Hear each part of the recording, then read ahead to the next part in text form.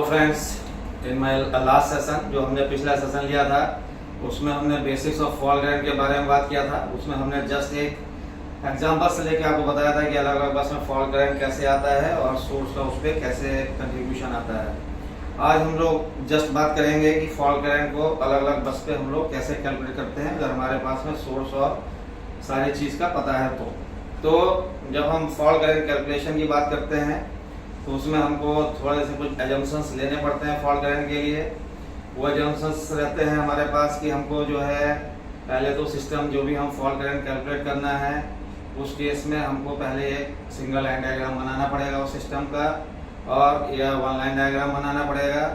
जब हमने single line diagram one line diagram बना लिया उसके बाद में हमको कुछ एजम्पशंस दिमाग में लेके चलना पड़ता है कि हमको सिस्टम में जो भी रेजिस्टेंसेस हैं उसको नेगलेक्ट करना रहता है क्योंकि हमारा जो रेजिस्टेंस है वो रिएक्टेंस के कंपैरिजन में काफ़ी कम रहता है। अगर हमारे पास कोई कैपेसिटेंस ऐड है सिस्टम में या कैपेसिटिव लोड है तो उसको नेगलेक्ट करना है हमें। हमको जनरेटर या मशीन हमारी जो है उसमें हमको ये मान के चलना है कि हमारी मशीन का जो वोल्टेज है वो कांस्टेंट है। हो सकता है कि हमारी मशीन का आउटपुट वोल्टेज 11 kV हो लेकिन रनिंग में एक्चुअल रनिंग में वो 10.5 से 11.5 kV तक वेरी कर रहा हो, लेकिन हम उसको 11 kV अगर है उसका तो हम लोग 11 kV ही कंसिडर करेंगे और उसका हमारा जो रिएक्टेंस है वो रिएक्टेंस भी हम कांस्टेंट मान के चलेंगे कि मशीन का रिएक्टेंस थ्रू आउट कांस्टेंट है। ये हम सारे एजम्पशंस जब मान लेंगे then we will calculate the fault current.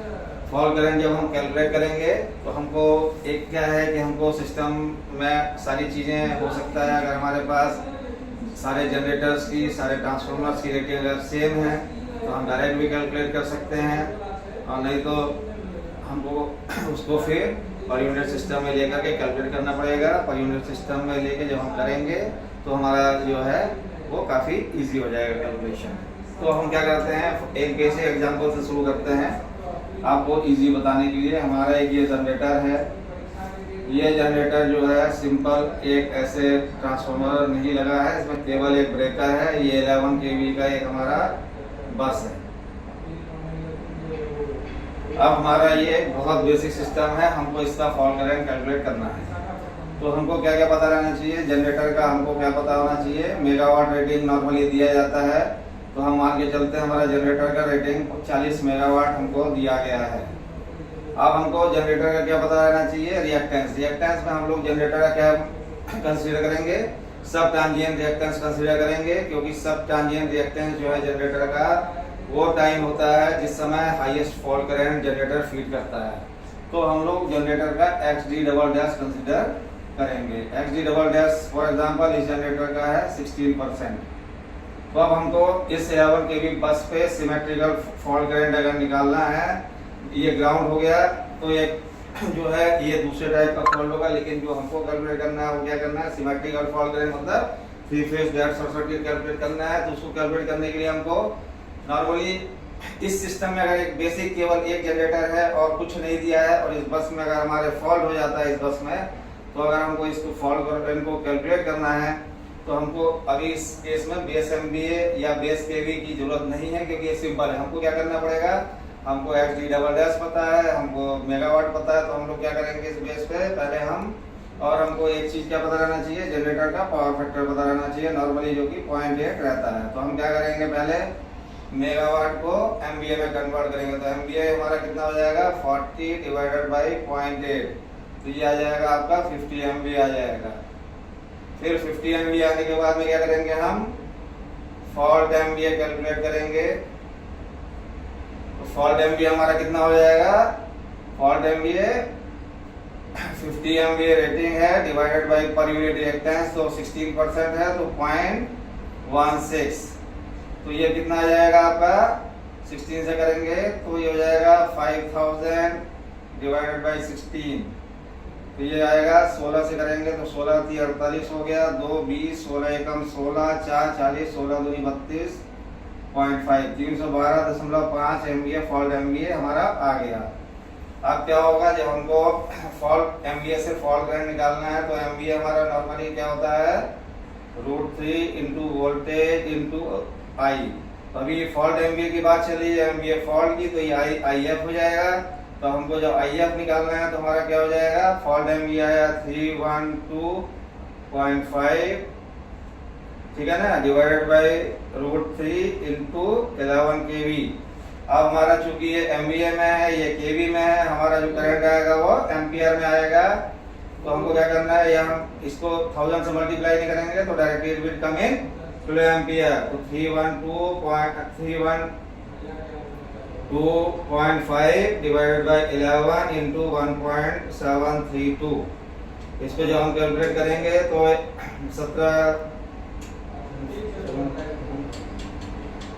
312.5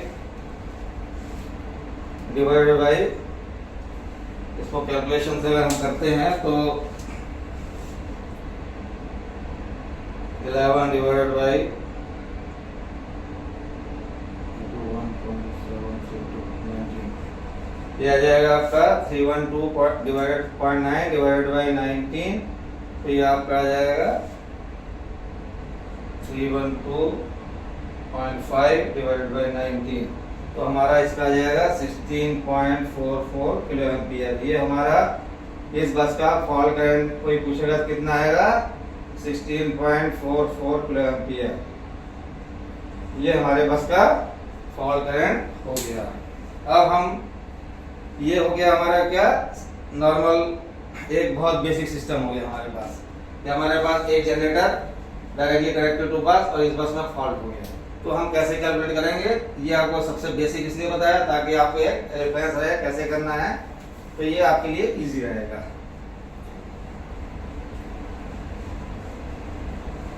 next क्या करेंगे हम, अभी हमने एक जनरेटर कंसीडर किया था, अब हम क्या करेंगे, एक जनरेटर लेंगे। ये जनरेटर जो है ट्रांसफार्मर से कनेक्टेड है ऐसे, और ये जो है बस से कनेक्टेड है, ठीक है ना। यहाँ पे हमारा कोई ब्रेकर नहीं है, यहाँ पे ब्रेकर है, और ये ट्रांसफार्मर अभी जो जनरेटर था, ये मान लीजिए अभी जो हम लोगों ने माना था वही मान लेते हैं 40 मेगावाट का। परसेंटेज इम्पीडेंस इसका जो था XG सब ट्रांजिएंट रिएक्टेंस 16% था। पावर फैक्टर इसका जो है आपका 0.8 था, और ये जनरेटर जनरेट कर रहा था 11 kV जनरेट कर रहा था। अब हमारा ये ट्रांसफार्मर है, ये 11 kV बाई 33 kV हो सकता है, 132 kV हो सकता है, कोई भी हो सकता है। अब ये ट्रांसफार्मर लगा है हमारा, इस ट्रांसफार्मर का रेटिंग मान के चलिए 40 मेगावाट है, तो मिनिमम इसका रेटिंग 50 MVA होना ही होना है, क्योंकि इससे कम में नहीं चलेगा, क्योंकि इसका MVA रेटिंग 50 है। और इसका ट्रांजिएंट रिएक्टेंस मान के चलिए आप, परसेंटेज इम्पीडेंस जो है वो 10% इसका परसेंटेज इम्पीडेंस है, और ये आपका 33 kV बस है। अब कोई आपसे पूछता है कि इस 33 kV बस का फॉल्ट करंट बताइए,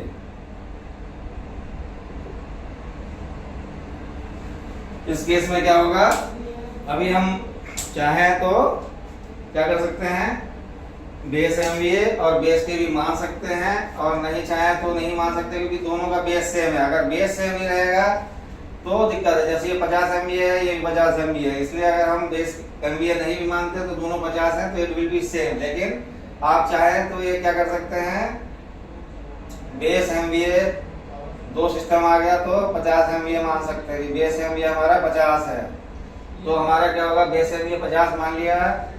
ट्रांसफार्मर का बेस के भी जो है, या जनरेटर का बेस के भी जो है LV साइड में आ जाएगा, base voltage LV 11 kV, base voltage HV 33 kV। अब हम क्या करेंगे, पर यूनिट रिएक्टेंस अगर हमको निकालना है, तो जब हम पर यूनिट रिएक्टेंस निकालेंगे तो चूंकि ये भी 50 MVA है, 40 मेगावाट या 50 MVA, तो इसको अगर हम चेंज भी करते हैं नए पर यूनिट रिएक्टेंस में तो चेंज नहीं करेगा, क्योंकि ये भी 50 MVA है, ये भी 50 MVA है। तो हम अगर बेस MVA 50 भी मानते हैं तो ये will be same for both, इसलिए अब इस केस में हम इसको डायरेक्ट करके करेंगे। तो हमारा क्या है, 50 MVA का दोनों ट्रांसफार्मर है हमारे पास, एक का 10 है परसेंटेज इम्पीडेंस, इसका सेल्फ ट्रांजिएंट रिएक्टेंस 16% है। तो जब हम इसका इक्विवेलेंट डायग्राम बनाएंगे, तो ऐसे अगर इक्विवेलेंट डायग्राम कोई बनाने के लिए बोलता है तो क्या बनाएंगे, ई बनाएंगे, प्लस माइनस करेंगे, उसके बाद में ये है, इसके बाद में ये हमारा जनरेटर का जो सिंगल लाइन डायग्राम बोला था, जनरेटर का रिएक्टेंस हो गया, जनरेटर की रिएक्टेंस के बाद में फिर आपका ये ट्रांसफार्मर है, ट्रांसफार्मर का रिएक्टेंस आ जाएगा और ये फिर आपका यहाँ पे ये लोड हो गया। अभी क्या है, आपको दो रिएक्टेंस पता होना चाहिए। तो हमारे पास दो रिएक्टेंस कौन कौन से हो गए, 16% हो गया। 16% मतलब हमारे पास इसको पर यूनिट में करेंगे कितना हो जाएगा, 0.16। ये कितना हो गया 10, तो इसको जब हम करेंगे तो कितना हो जाएगा 0.1। तो हमारा जो है, अब हम बात करेंगे पर यूनिट रिएक्टेंस की। अगर हम बात करेंगे नेट पर यूनिट रिएक्टेंस की, तो इसमें कौन सा लगेगा, जो आपका रेजिस्टेंस और सीरीज का वाला मेथड लगता है।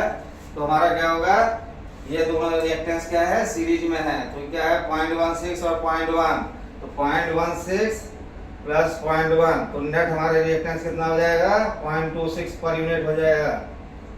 हमने बेस एमवीए कितना माना था, 50 एमवीए माना था। तो हमारा जो फॉल्ट करंट है, फॉल्ट वो कितना हो जाएगा, फॉल्ट एमवीए अगर हम बात करेंगे तो 50 एमवीए डिवाइडेड बाय 0.26, ये कितना हो जाएगा 5000 डिवाइडेड बाय 26। तो हमारा ये कितना आ जाएगा 26 नंबर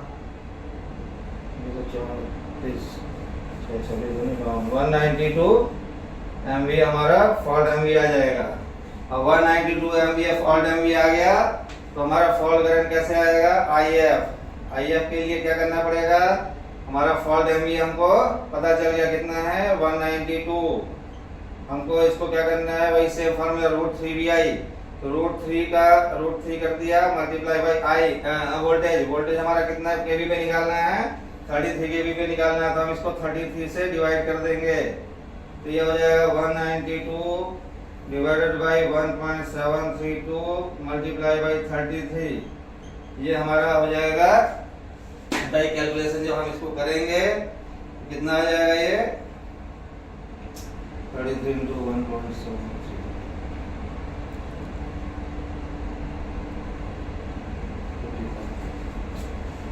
192 डिवाइडेड बाई 57।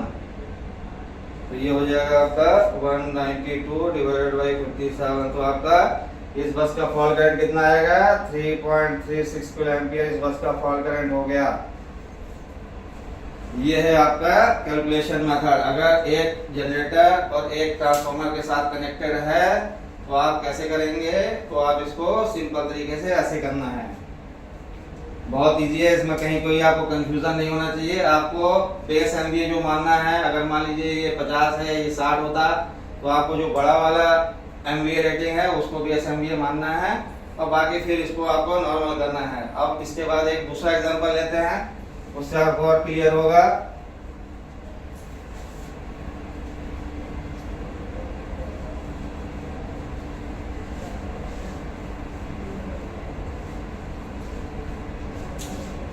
अभी मान के चलिए, अभी जो हम लोग बात कर रहे थे, एक जनरेटर हमारा ये है। अभी वही same 40 megawatt, 0.8 power factor, 16% XD double dash. और ये जो है अभी एक जनरेटर। अब ये दूसरा जनरेटर G2 इसी बस से कनेक्टेड है, G2 भी इसी बस से कनेक्टेड है। अगर मान लीजिए अभी ये 40 मेगावाट का था, ये भी 40 मेगावाट है। सारी कंडीशन इसकी भी सेम है।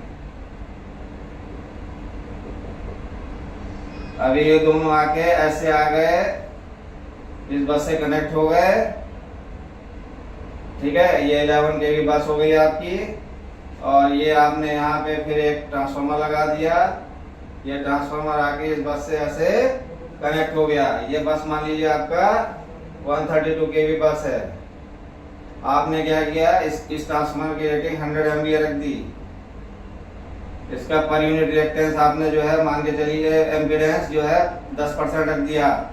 ये ट्रांसफार्मर है आपका 11 kV बाय 132 kV,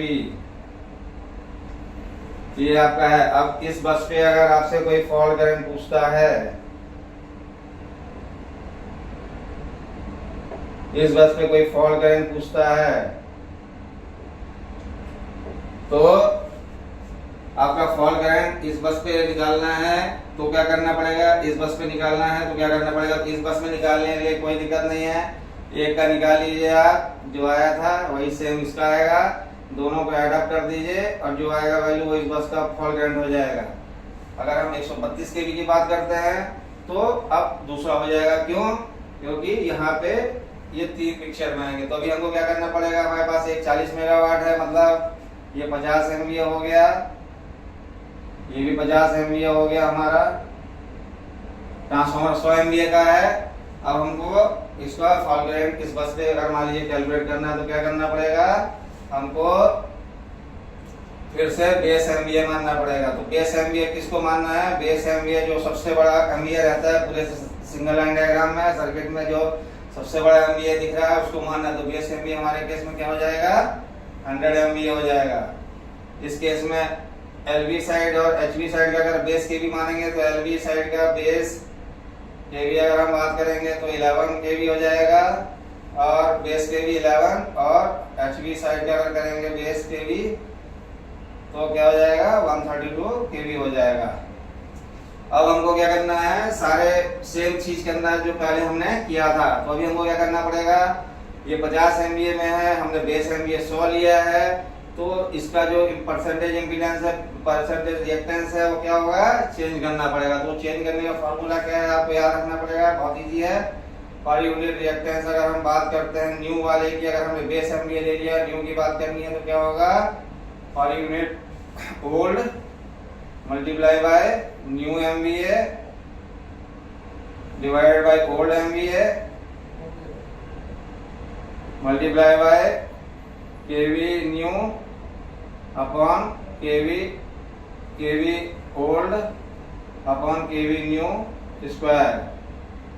तो चूंकि हमारा वोल्टेज चेंज नहीं हो रहा है, वोल्टेज सेम है इस लेवल पे, तो हम क्या करेंगे, इस पार्ट को नहीं देखते हैं, इस पार्ट को हम लोग वोल्टेज वाला पार्ट को देखने की जरूरत नहीं है, क्योंकि हम सेम वोल्टेज लेवल पे बात कर रहे हैं। तो हमारा इम्पीडेंस क्या होगा, इतना ही रहेगा। तो इसके लिए नया परसेंटेज इम्पीडेंस कितना हो जाएगा, पहले कितना था 0.16, तो ये 0.16 हो गया। फिर MVA नया कितना है, 100 MVA माना तो 100 हो गया। ये MVA कितना है, 50 है तो 50 हो गया। तो जनरेटर 1 का जो इम्पीडेंस पर यूनिट इम्पीडेंस कितना हो जाएगा, 2 से करेंगे तो 0.32 हो जाएगा। सेम रेटिंग इसका है, सेम तरीके से जब G2 का करेंगे तो वो भी 0.16 इंटू 100 बाई 50 करेंगे तो ये भी आपका 0.32 हो जाएगा। और ट्रांसफार्मर का चूंकि सेम है, कोई चेंज नहीं है, 100 MVA है, तो इसका पर यूनिट इम्पीडेंस जो है ट्रांसफार्मर कितना हो जाएगा, 0.1 हो जाएगा। तब हम इसका जब इक्विवेलेंट डायग्राम बनाएंगे, जो आपको भी बताया था कैसे बनेगा, ये इसका वोल्टेज इसको E से दिखाएंगे, प्लस माइनस हो गया, ये हो गया, एक दूसरा जनरेटर का हो गया E2 प्लस माइनस, ये हो गया, ये आएगा, ऐसे आएगा। इसके बाद में इसका यहाँ पे ये नया इम्पीडेंस ये हो गया, तो इसका कितना आ रहा है 0.32, इसका भी 0.32। फिर ट्रांसफार्मर का कितना आया आपका 0.1 और ये आपका ऐसे हो गया। लो अब आपका नेट रिएक्टेंस कितना हो जाएगा, नेट रिएक्टेंस जब हम करेंगे तो ये दोनों पैरेलल में है, तो पैरेलल के लिए हम रेजिस्टेंस में क्या करते हैं 1/R = 1/R1 + 1/R2 करते हैं। तो नॉर्मली क्या आता है, हाफ हो जाता है। तो 0.32 है, इसका नेट रिएक्टेंस कितना हो जाएगा, G1 G2 का जब हम करेंगे पैरेलल में तो 0.16 हो जाएगा। ये दोनों 0.16 हो गया, तो यहाँ पे जब हम इसका नेट निकाल के लिखेंगे तो 0.16 हो गया, और ये सीरीज में है 0.1 पे, तो ये कितना हो गया हमारा X जो पर यूनिट रिएक्टेंस है, पर यूनिट रिएक्टेंस है कितना हो गया नेट 0.26 हो गया। अब हमारा हम फॉल्ट MVA की बात करेंगे तो फॉल्ट MVA हमारा कितना हो जाएगा, हमने बेस MVA कितना माना था 100 माना था, 100 डिवाइडेड बाय 0.26, तो 100 डिवाइडेड बाय 0.26 करेंगे तो आपका कितना आ जाएगा ऑलमोस्ट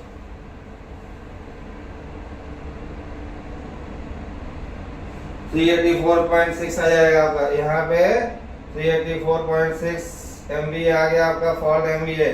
तो फॉल्ट करंट जो हम IF निकालते हैं वो कितना हो जाएगा 384.6 डिवाइडेड बाई 1.732 इंटू 132, क्योंकि हमको 132 केवी पे भी निकालना था। तो हमारा ये कितना हो जाएगा 384 डिवाइडेड बाई 1.732 डिवाइडेड बाई 132, ये कितना आया? इस बस का फॉल्ट करंट आएगा 1.68 किलो एम्पियर। ये वैल्यू 1.68 किलो एम्पियर कैलकुलेशन में इतना आ रहा है। जब हम लोग इसको डिजिटली या ईटीआर से कैलकुलेट करेंगे तो ये 1.72 हो सकती है, 1.64 हो सकती है, क्योंकि वो सारे सिस्टम को थोड़ा सा रिएक्ट और रेजिस्टेंस इधर रेजिस्टेंस को कंपनसेट करके लेता है, तो ये थोड़ा सा वैरी करेगा, लेकिन value will come almost this one. तो अगर इस बस में फॉल्ट होता है, ये दो जनरेटर इस बस से कनेक्टेड है थ्रू दिस ट्रांसफार्मर, तो इस बस का फॉल्ट करंट कितना आएगा 1.68 किलो एम्पियर ओनली। इससे ज्यादा इस बस का फॉल्ट करंट यहाँ पे नहीं आएगा। अब ये सारी कंडीशन हम यही रखते हैं। अब हम क्या करते हैं,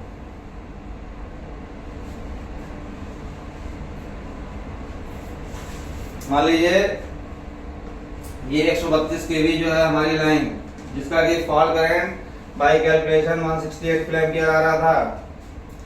मान के चलिए ये वाली लाइन कहीं ग्रिड से जुड़ी है, ये लाइन कहीं पे ग्रिड से जुड़ी है, और ग्रिड का फॉल्ट एमवीए मान लीजिए आपको पता चल गया ग्रिड जिस सोर्स से आ रहा है उस ग्रिड का फॉल्ट करंट 7500 एमवीए है। ग्रिड का फॉल्ट एमवीए 7500 है, शॉर्ट सर्किट एमवीए ग्रिड का 7500 है। तब क्या होगा, तब आपका कहानी बदल जाएगा। क्या बदल जाएगा? आपका इस बस में अगर फॉल्ट होता है तो ये 1.68 किलो एम्पियर जो इससे फीड हो रहा था वो भी रहेगा, और 7500 एमवीए के करस्पॉन्डिंग अगर आप निकालेंगे फॉल्ट करंट, तो IF इज इक्वल टू आपका हो जाएगा 7500 डिवाइडेड बाई 1.732 इंटू 132। तो जब इसको आप कैलकुलेट करेंगे 7500 डिवाइडेड बाई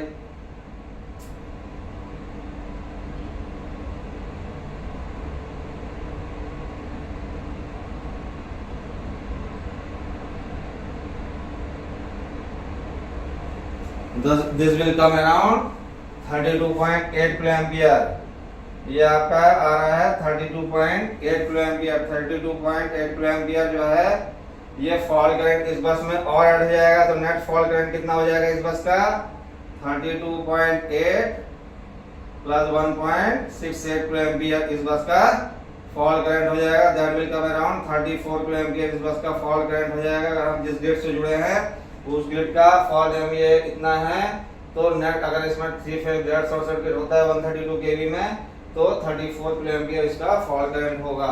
इसमें एक चीज और आपको ध्यान रखना है। क्या ध्यान रखना है कि हम लोगों ने जैसे मान लीजिए इस बस का फॉल्ट करंट कैलकुलेट किया था, that was coming around 16 kilo ampere लगभग आ रहा था। जो भी 16 किलो एम्पियर इस बस का फॉल्ट करंट आ रहा था, दोनों जब हमने किया था इसको एक बार फिर से हम लोग कर लेते हैं कितना आ रहा था, अभी हमको याद नहीं आ रहा है। इसका जब हम करेंगे तो कितना आएगा 50 डिवाइडेड बाय 0.16, ठीक है। एक जनरेटर इतना कंट्रीब्यूट करेगा। तो हम लोगों ने जब इसको किया था कितना आया था 5000 divided by 16 312 divided by 1.732 into 11 312 divided by 19 16.2 kilo ampere एक जनरेटर ने किया था फीड। एक जनरेटर जो फॉल्ट करंट फीड करेगा वो 16.2 किलो एम्पियर करेगा। ये जनरेटर भी 16.2 किलो एम्पियर फीड करेगा। इस बस का 11 केवी बस में अगर फॉल्ट होता है ऑलरेडी यहाँ ब्रेकर नहीं है, तो इन दोनों जनरेटर जो कंट्रीब्यूट करते हैं वो 32.4 किलो एम्पियर इस बस को फॉल्ट को कंट्रीब्यूट करते हैं। अब अगर इन केस इस बस में 11 केवी में फॉल्ट हो जाता है और आप ग्रिड से कनेक्टेड हैं, तो उस केस में क्या होगा 32.4 किलो एम्पियर जनरेटर फीड करेंगे, और ये जो 32.8 किलो एम्पियर है ये क्या करेगा इस रास्ते से ऐसे होते हुए इधर से आके ट्रांसफार्मर के थ्रू इसको यहाँ पे फॉल्ट को ऐड कर देगा। तो 32.8 प्लस दिस करीब 34 किलो एम्पियर इस बस का फॉल्ट करंट और अलग से फीड होगा। तो नेट फॉल्ट करंट इस बस का अप्रॉक्स 66.5 किलो एम्पियर इस बस का फॉल्ट करंट आ जाएगा। अगर इस बस में फॉल्ट होता है ग्रिड उस समय कनेक्टेड है और इस बस में 3 phase dead short circuit fault होता है तो नेट फॉल्ट करंट कितना आ जाएगा 66.5 एम्पीयर आ जाएगा। ये वाला सोर्स इसको ऐसे बैक फीड करेगा और ये आपका क्या करेगा, इसको फॉल्ट को फीड कर देगा और फॉल्ट को जैसे ही फीड करेगा आपका इतना मैग्नीट्यूड का फॉल्ट इसमें जाएगा। ये आपको ध्यान रखना है कि अगर आप ग्रिड से कनेक्टेड हैं तो ये बैक फीड भी कर सकता है फॉल्ट को। अगर जिस सिस्टम में कुछ कनेक्टेड है 132 के आगे उसमें भी इसका इम्पैक्ट देगा, यहाँ पे बैक भी इसको इम्पैक्ट को झेलना पड़ेगा।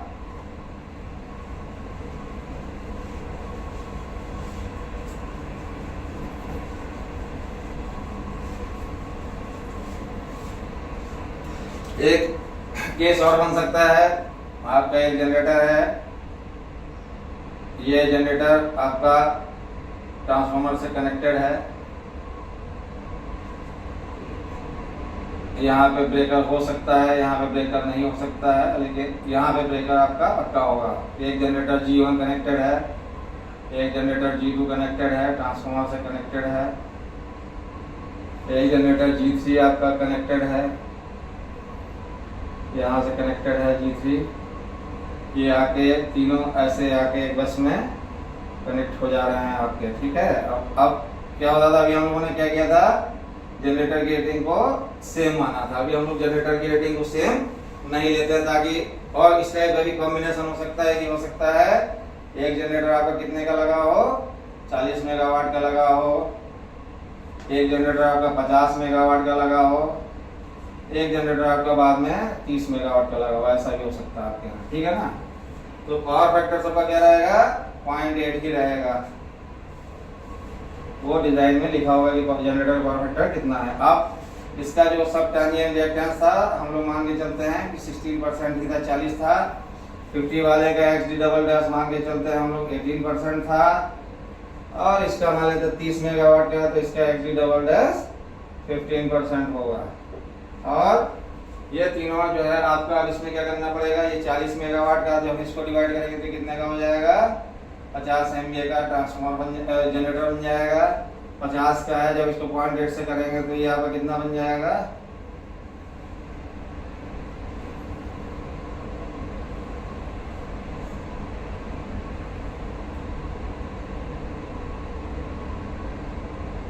इसकी 2.5 MVA का बन जाएगा।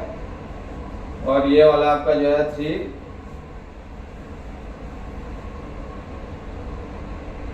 MVA का बन जाएगा। तो ये तीन आपके पास जनरेटर हैं, अलग अलग रेटेड के हैं, और आपको इस बस पे फॉल्ट कैलकुलेट करना है। मान के चलिए बस आपका 33 kV का है, आपका ये ट्रांसफार्मर 50 MVA, और इसका जो है आपका परसेंटेज इम्पीडेंस जो है ये कितना है, मान के चलिए 50 का था 10% है, इसका मान के चलिए इसका परसेंटेज इम्पीडेंस जो है वो आपका 12 है, और इसका परसेंटेज इम्पीडेंस जो है आपका कितने का है, मान लीजिए 9 का है। ये तीन रेटिंग के ट्रांसफार्मर लगे हैं। ये ट्रांसफार्मर आपका 11 kV बाई 33 kV पे लगे हुए हैं। 11 kV बाई 33 kV के ट्रांसफार्मर आपके यहाँ लगे हुए हैं। और ट्रांसफार्मर की रेटिंग, जो इनकी रेटिंग है जनरेटर की 50 का 50 रहेगा, यहाँ पे 62.5 MVA का ट्रांसफार्मर लगेगा, और यहाँ पे 30.5 MVA का ट्रांसफार्मर लगेगा। अब इस बस पे 33 kV पे बस पे आपको कोई बोलता है कि फॉल्ट करंट फाइंड करिए, तो आपको कैसे फाइंड करना है, इस केस में आपको क्या ध्यान रखना है, जो हमने बताया था कि आपको बेस MVA लेना है। तो बेस MVA जो आपको लेना है, आपको मैक्सिमम वाला बेस MVA लेना है। तो यहाँ पे सबसे मैक्सिमम बेस MVA कितना है, 62.5 MVA आपका मैक्सिमम बेस MVA है। तो आपने बेस MVA ले लिया।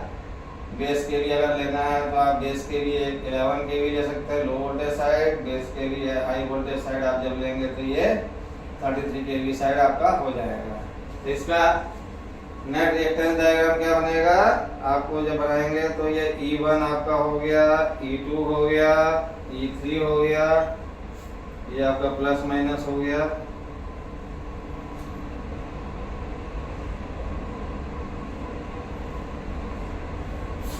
जनरेटर का रिएक्टेंस आपको लिखना है। ट्रांसफार्मर इसके साथ सीरीज में लिखना है, जनरेटर 2 का लिखना है, ट्रांसफार्मर 2 का लिखना है, जनरेटर 3 का रिएक्टेंस लिखना है और ट्रांसफार्मर 3 का रिएक्टेंस लिखना है। इसको ऐसे जोड़ के यहाँ से हम कनेक्ट कर देंगे। तो हमको क्या करना है, ये तीनों का रिएक्टेंस पता करना है। जब ये पता चल जाएगा तो फिर बहुत ईजी हो जाएगा, क्योंकि हमने बेस एमवीए मान लिया है। तो हमारा हमने जब 62.5 माना है तो ये चेंज नहीं होगा, क्योंकि सेम बेस है। तो बेस जब हमने परसेंटेज इम्पीडेंस ओल्ड और न्यू करेंगे, बेस एमवीए चूंकि सेम है, तो दूसरे वाले का कितना आएगा, XD डबल डैश 0.18 डायरेक्ट आ जाएगा यहाँ पे, और इसका जो है 0.12 डायरेक्ट आ जाएगा। यहाँ पे चेंजेस नहीं आएंगे, क्योंकि बेस जो हमने लिया वही है। अब इस केस में क्या हो जाएगा, हमारा जो जनरेटर 1 का परसेंटेज इम्पीडेंस जो न्यू है वो कितना हो जाएगा, पहले 0.16 था, तो इसको हम मल्टीप्लाई करेंगे 62.5 डिवाइडेड बाई 50 से करेंगे। तो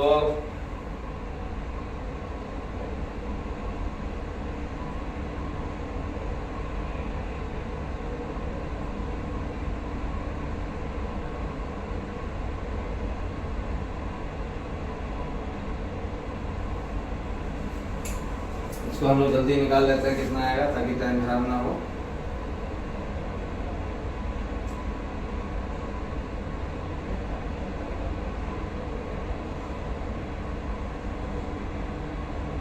तो ये आपका आ जाएगा 0.20।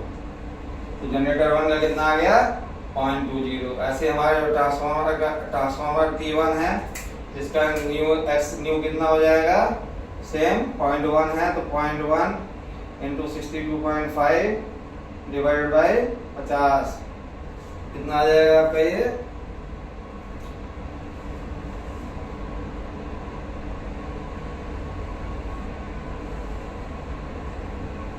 0.125 आ जाएगा।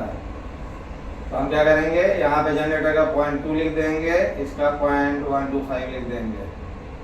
फिर हमारा तीसरा कितने का है, 35 एमवीए का है। तो G2 का तो हमें G2 सेम रहेगा जैसा है, G2 सेम रहेगा, क्योंकि उसका base impedance base MVA change नहीं हो रहा है। ये सारा सेम रेटिंग हमने लिया है, इसलिए सेम का सेम लिख दिया। G3 की जब बात करेंगे, एक्स न्यू निकालेंगे तो कितना आ जाएगा, आपका कितना दिया है 15, तो 15 का 0.15 हो जाएगा इंटू 62.5 डिवाइडेड बाई 35।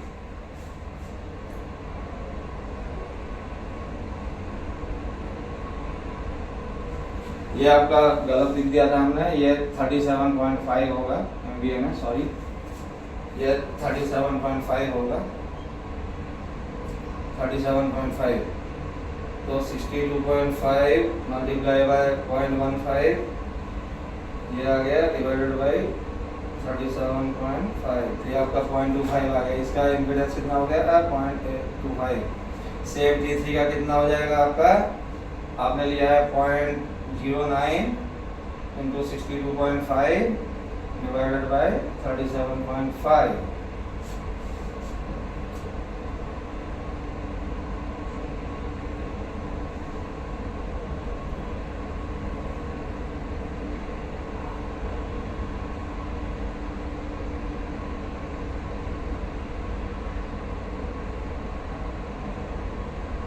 ये आ गया आपका 0.15। तो आपने क्या लिखना है यहाँ पे, जनरेटर का हो गया 0.2 और ट्रांसफार्मर का हो गया 0.15। ये आपका क्लिक आ गया। अब इसको क्या करेंगे, जब आप इसको सॉल्व करेंगे तो ये दोनों सीरीज में है। अभी आप इसको देख लीजिए, अब इसको हमको थोड़ा मिटाना पड़ेगा ताकि आपको हम फर्दर बता पाए। ये वाली चीज हम मिटा दे रहे हैं क्योंकि हमने ऑलरेडी इसको लिख दिया है। तो अब आप इसको ध्यान में रखिएगा। अब ये इसको देख के हम क्या करेंगे, हमारा क्या हो जाएगा, एक लाइन का हो जाएगा इम्पीडेंस क्यूमुलेटिव 0.2 और 0.3 हो जाएगा 0.325। फिर दूसरे सर्किट का कितना हो जाएगा 0.12 और 0.28, तो कितना हो जाएगा 0.3। और तीसरे सर्किट का कितना हो जाएगा 0.2 और 0.1 0.35। ये हो जाएगा आपका ये। अब इसको क्या करना है, ये तीनों पैरेलल में है आपके। तो रेजिस्टेंस मेथड से जब हम करेंगे तो कैसे करेंगे, 1/x निकालेंगे इसका, तो 1/0.325 प्लस 1/0.3 प्लस 1/0.35।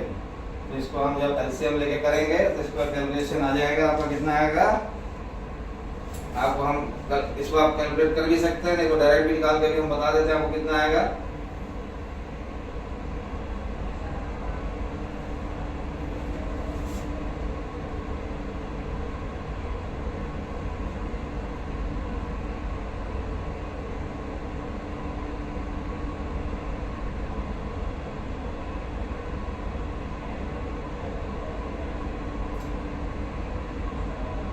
आपका इसका हो जाएगा 0.033 एलसीएम हो जाएगा, और इससे करस्पॉन्डिंग जब आप निकालेंगे तो कितना आएगा 0.3 इंटू 0.35 प्लस 0.325 इंटू 0.35 प्लस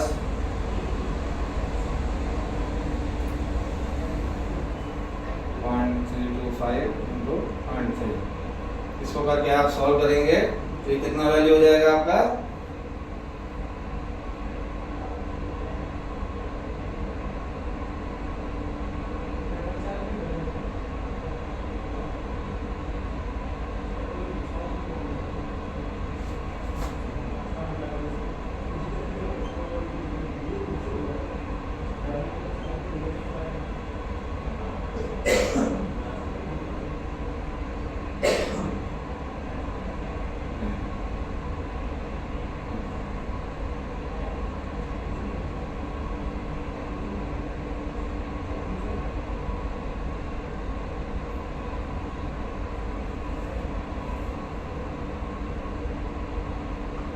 इसका नेट जो x आएगा आप कैलकुलेट कर लीजिएगा, इट विल बिकम अराउंड 0.108। ये इसका नेट x आएगा, नेक्स्ट x पर यूनिट जब इसको कैलकुलेट करेंगे तो ये सिंपल है, आप कर लीजिएगा इसको 0.108 आएगा। अभी हमने क्या किया था, बेस एमवीए कितना माना था, तो फॉल्ट एमवीए जो है इसका कितना हो जाएगा, हमें बेस एमवीए माना था 62.5 divided by per unit calculation के बाद कितना आया 0.108।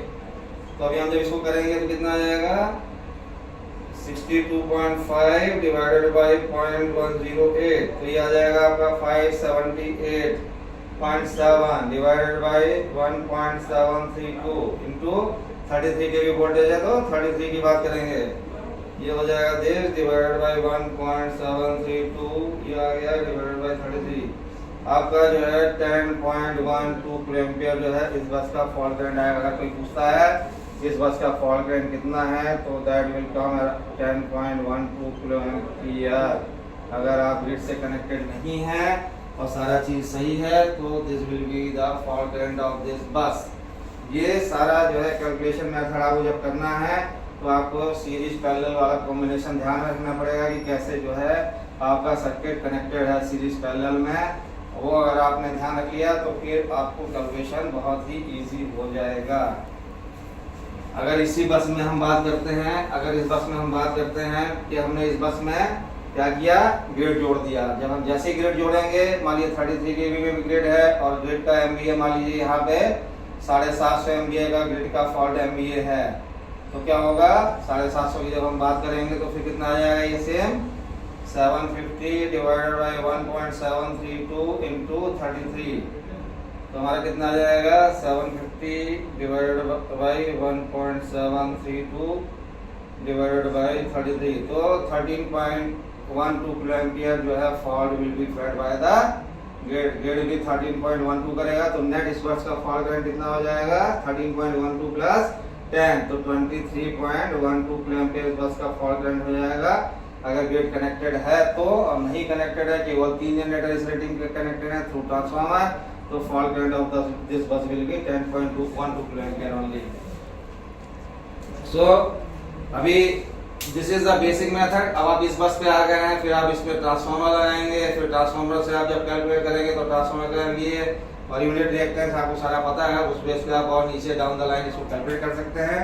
It's a very easy method, इसमें कुछ है नहीं है, बस आपको ये ध्यान रखना है कि जब भी आप करते हैं तो आपको सीरीज पैरेलल कॉम्बिनेशन का ध्यान रखना है, ताकि आप जब उसको कैलकुलेट करें और जब पर यूनिट रिएक्टेंस निकालते हैं तो वो ध्यान रखना है। अगर आपको ये पता चल जा रहा है कि इस बस का फॉल्ट करंट बहुत ज़्यादा आ रहा है तो हमको फिर अल्टरनेट सोर्स देखना पड़ेगा, उसके हिसाब से इक्विपमेंट की सेटिंग रेटिंग लगानी पड़ेगी कि हमारा इक्विपमेंट उसी रेटिंग का लगे, जिस रेटिंग का फॉल्ट करंट है उससे ज़्यादा ही लगे, कम ना लगे, ताकि फ्यूचर में अगर हमारे पास कुछ एक्सपेंशन आता है, कुछ नया लोड ऐड होता है या कुछ नया जनरेशन ऐड होता है तो हमारा सिस्टम कैपेबल है उस फॉल्ट करंट को लेने के लिए, ताकि हमको सिस्टम को बाद में ब्रेकर इक्विपमेंट वगैरह चेंज ना करना पड़े।